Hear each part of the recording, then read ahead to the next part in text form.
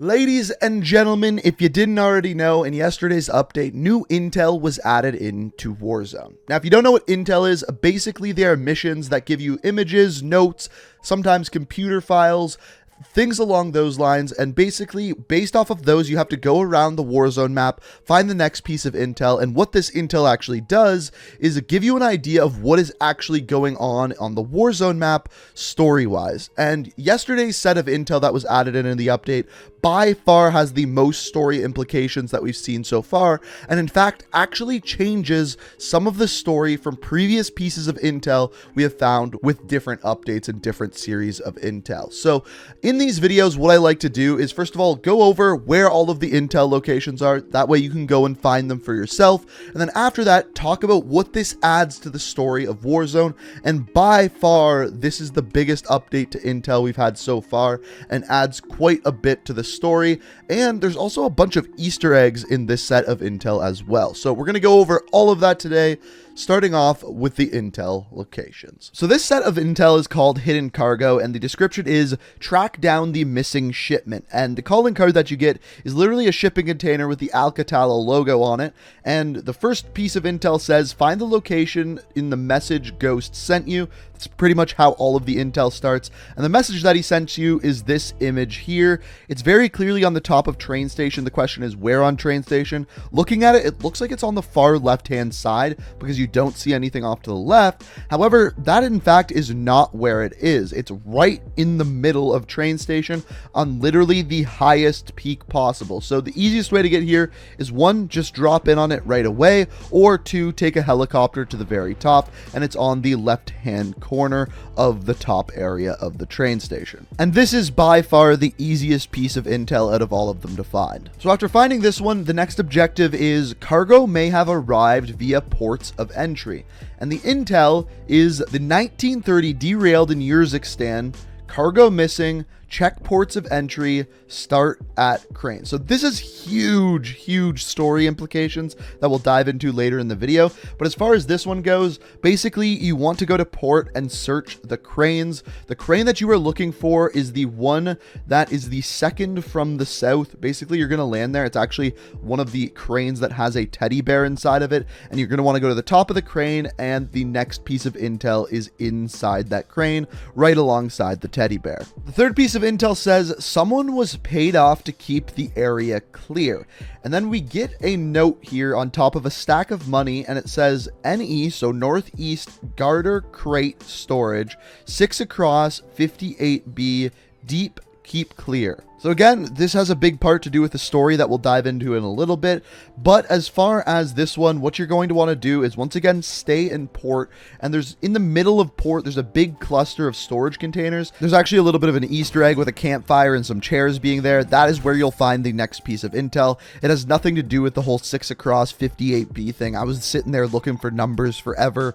The numbers have nothing to do with it. It's literally just this area here. Intel number 4, we find out that there was an inspection scheduled at the port, and when we view this piece of intel, it's a burnt picture, and it says inspection 12/18/19 at 0900 hours.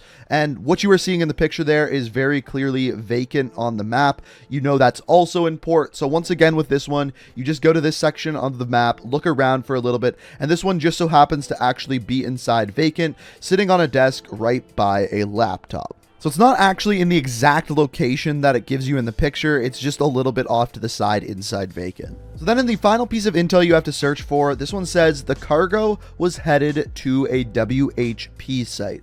So this is actually a specific location on the map, and as you can see here, it says ARM WHP FOB Ridgeline northeast of Stadium. So what that stands for is Armistice WHP Forward Operating Base, which is on the ridgeline northeast of the stadium. And if you know what this is kind of like one of those military camps, which is a medical military camp that's northeast of stadium. Basically, you just have to go there, look around, and the location that it is inside the 2-story building. There is a knocked over filing cabinet, and that is where you will find the final piece of intel.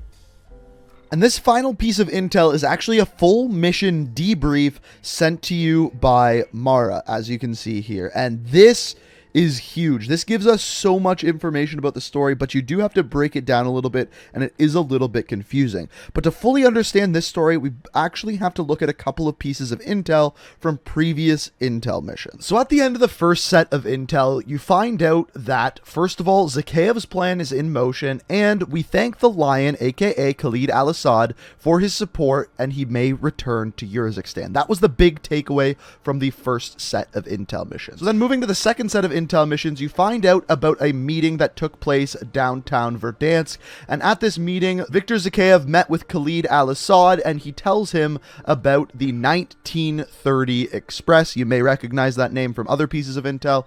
And then at the very end, we get this bulletin board that in Ukrainian breaks down what the 1930 Express is actually doing, and as we find out, it has been cancelled. Now, based off of the ending of the first piece of intel, where Khalid al-Assad is leaving Verdansk to go to Urzikstan, and the 1930 Express, we thought that Khalid al-Assad was trying to leave, go to Urzikstan on the 1930 Express. That was an express train between Verdansk and Urzikstan.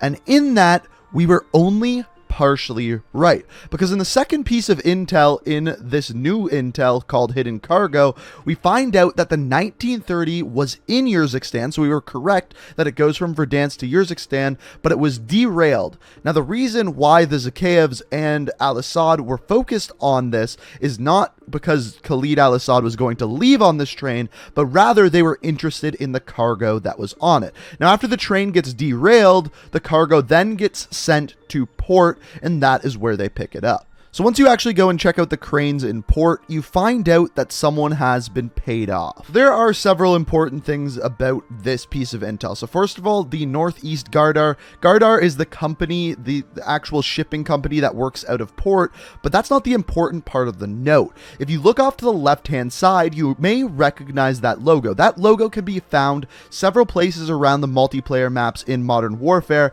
with the logo Zakhaev Arms around the bottom. However, if we take a closer look at this logo, it doesn't say Zakhaev Arms on this logo. It says Imran, or Imran Arms. We don't actually know because it's covered by the piece of paper covering the money. But very clearly, Imran is written on this piece of paper. Now, this is important for so many reasons. Recently, they actually put out some intel on an Activision blog talking about Imran Zakhaev, telling us that he is actually dead and that Viktor Zakhaev is carrying out his wishes. But we've seen many pieces of intel telling us that this is not the case. In the Season 4 teaser, we saw his name in Russian written in the bottom right-hand side corner of the transmission. On top of this, we see several images of him in the Spec Ops campaign. And now we are seeing a note with quite literally his name written on it. So an important piece of intel to recognize there. But essentially the big takeaway on this one is that the Zakhaevs paid for someone to take care or move the shipment of stuff, as we're going to find out. So the fourth piece of intel is interesting because the description here is there's an inspection scheduled at the port. And when you look at the image, it shows you the vacant area of port, and it says inspection 12/18/19 at 0900 hours. So the important part of this actually has nothing to do with the overarching Warzone story, but rather 12/18/19 is actually the day that Vacant was added in to Modern Warfare 2019. That is the day of the update that added Vacant into the game. That's kind of like the mini Easter egg there. However, once you go and get this piece of intel, you then move on to the second last piece of intel that says the cargo was headed to the WHP site. Now, as we know, this is kind of like the medical site at the northeast of Stadium. As you can see, Garter up there in the top right, as I mentioned before, that's kind of like the shipping company that the port takes place at. And really, again, not a ton of information coming out of this one. Now, the one interesting thing about this manifest is that you may notice that the shipment is not actually originally sent by Al-Qatala or the Zakhaevs or anything like that. It's actually sent for the armistice, and it appears as though the Zakhaevs or Alcatala has stolen the shipment. As you can see there, it says for armistice transport only. I'm also curious to see whether or not in the future that container number or the shipment number will come into play later on, maybe as a bunker code or something along those lines. But as of right now, the only important part there is that originally this transport was an armistice transport. In other words, a transport for the good guys. So where we finally get some answers is with the final piece of intel. It says Mara gave a debrief after the port attack. So remember that this shipment was originally sent for armistice on the 1930 train from Urzikstan for armistice, but once the train got derailed in Urzikstan, it then got sent to port where the Zakhaevs paid off some soldiers, and then of course it got taken. Now the big explanation comes in Mara's debrief here. So in Mara's report, it says she arrived at the pickup location for the chem bio container. Keep that in mind, it's important. But it was long gone. Someone got to it before we did. Soon after we arrived, Lieutenant Davidson informed me that the enemy signatures were near our position, and then all hell broke loose. After multiple casualties from the initial attack, I ordered my team to break contact. We were pursued by an enemy who wore Allegiance and Coalition's markings. 6 of my team members were KIA by the time it was over. The old wounds never healed, but these are fresh cuts. Coalition and Allegiance fighters are on their own sides. How did it come to this? The only loyalty is to the operator next to you, if there is one. And then in notes, it says Davidson KIA was repairing the UAV we recovered from the airport attack. We need someone to take over for him. There are 3 important parts to this debrief. The first of which is that we know that there is some sort of chem bio weapon in this container. We also know that this container was originally meant for armistice soldiers, which is crazy that armistice soldiers are now going to be using chem bio weapons. But now it's in the Zakhaev's hands, so that's a whole other story. The second part of this is Lieutenant Davidson. It's actually one of the characters that we see in the embassy mission in the campaign. He's a very minor character, just kind of in the background. He was actually Corporal Davidson in the campaign, but apparently he's Lieutenant Davidson during this. And then the final part is the part that says the soldiers who attacked them bore Allegiance and Coalition markings. So remember how we talked about the Zakhaevs paying off people to take care of this shipment and to steal it? Well, it appears as though the Zakhaevs actually paid off Armistice and Coalition soldiers to take over this container, to take the area. So what does this tell us? It tells us that both Coalition and Allegiance soldiers, some of which are working for the Zakhaevs and Alcatala. Some of my best bets are definitely Mace, probably Nikto, and obviously there's Coalition soldiers as well, so it could be some people we don't expect, like Gaz or Alex or something along those lines, but definitely some of these characters are working with the bad guys. So as far as the big takeaways on this piece of intel, first of all, the 1930 Express, we found out that it was a shipment of some sort of chem bio weapon. And we found out via this intel that it was then taken by the Zakhaevs from Armistice soldiers, and that there are some Coalition and Allegiance soldiers being paid off by the Zakhaevs. That is the big takeaway from this new intel, and I can't wait to see where this is going. So as always, if you enjoyed this video, you found it helpful, if you like the story of it, be sure to hit that like button. If you're new to the channel, like what you see, want to stay up to date on everything Call of Duty, make sure you hit that subscribe button, make sure you turn on notifications on, and let me know what you think of all of this down in the comment section below. But as always, I hope you enjoyed the video. Thank you so much for watching, and until next time, peace out.